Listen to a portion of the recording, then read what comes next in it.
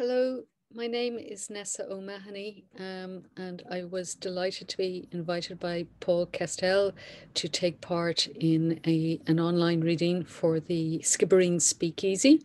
So I'm coming here from my attic in Rathfarnham, wishing I was down in beautiful Skibbereen, but delighted to be able to take part virtually. And I'm going to read a couple of poems from my most recent collection, The Hollow Woman on the Island, and also a poem celebrating 40 years of Salmon publishing. And my publisher is Salmon is 40 this year. So I'm going to read a poem from an anthology. But I'll start with my own book. And this is the title poem. It's called The Hollow Woman and the Island. The hollow woman sits in her car, watching the sea lick its lips on the edge of the pier, till the sides of the car disappear and the windscreen dissolves into waves and grey crests, drawing her into depths she has dreamed of nightly. She does not float, despite the vacuum inside her.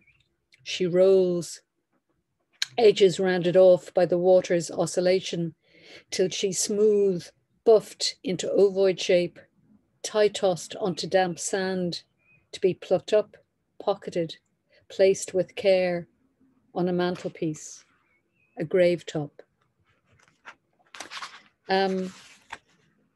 This is actually based on a saying my father used to have. My father was a North Cork man, Mitchelstown, and he had several phrases that we never quite knew what they meant.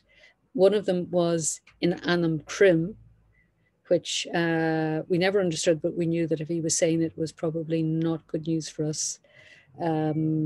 So it was only when I visited Dingle a few years ago and a place called Machanabo, which is a valley in the top of the peninsula, that I realized that Crim was a god who was associated with there. So the poem is called In Anam Crim. We never knew what those words meant, and we ducked when we heard them. You never explained the sounds handed down the generations. Exasperation planted in the DNA by North Cork ancestors who incursed into Cork Aguina, came back with that linguistic stick of rock. I think of it now as I walk what might be the same pathway your forefather took, trodden for millennia through scutch grass, the vertiginous slopes of hills where sheep perch oblivious, where cows pastured their way into nameplace, where the self-same crumb was born.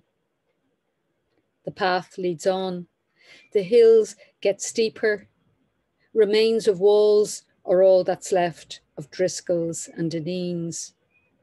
The last of them served cake to travellers, light relief from wind and falling stones, and memories of going winter mad when the mist descended and stayed, lacking the valley floor with droplets.